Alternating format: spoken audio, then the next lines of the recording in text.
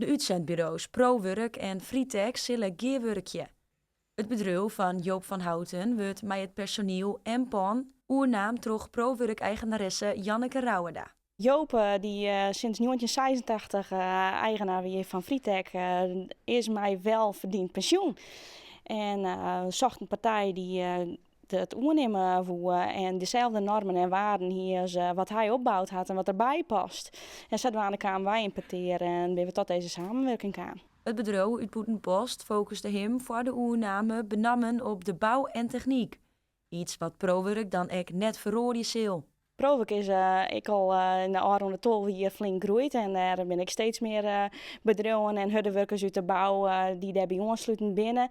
En we zien dit als een oudere broerke die graag de mensen in de bouw, de huddenwerkers in de bouw, dat we daar verder maar kennen.